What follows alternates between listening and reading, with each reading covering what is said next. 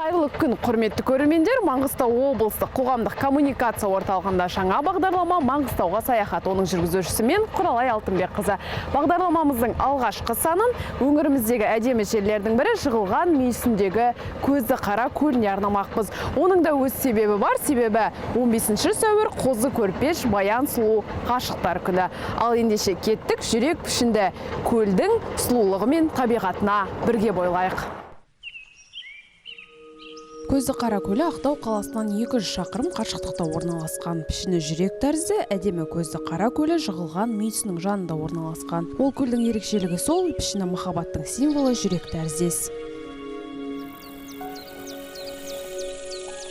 Үлкен көл сары құмдар мен құрғақ сексеуілдердің арасында жатыр. Мұндағы су қоймасының пайда болу тарихы белгісіз.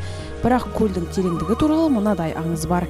Егер оған қошқар түсіп кетсе, біраз уақыттан кейін ол Каспий теңізіне қалқып шығатын көрінеді.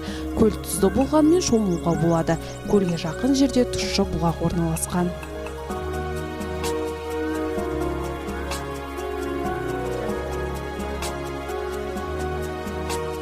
Бұл жердің шын сұлулығын сезіну үшін өз көзіңізбен көруіңіз қажет. Себебі мұнда сізді тастармен қоршалған шеңбер түрінде орналасқан үлкен таулы тылсым аймақ күтеді.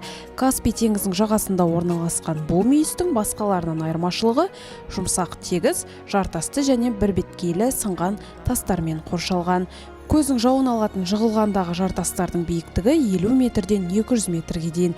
Олардың жанында әр жерде тастар шашылып жатыр. Мүйістің жығылған, құлаған атануы да осыдан.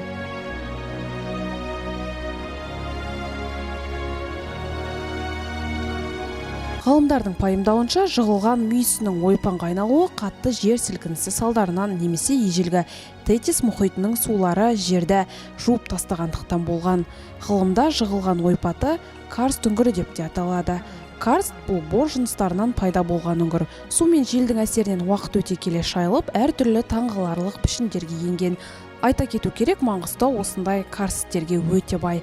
Осындай үңгірлерді түбектің барлық жерінде табуға болады. Жығылған туристерді үңгірлерімен қоса жартастардың біріне салынған динозаврлар, найза тісті жолбарыстар мен арыстандар және басқа да көптеген ежелгі жануарлардың суреттері салынған петроглифтермен қызықтырады. Бірақ шындап келгенде ғылыми тұрғыда әлі күнге дейін оларда кімдер салғандығы беймәлім. Достар, бүгінгі бағдарлама сіздерге ұнады деген ойдамын. Алдағы уақытта бұдан да әдемі жерлердің тарихын айтып, бірге саяхат жасаймыз. Амандықта жүздескенше.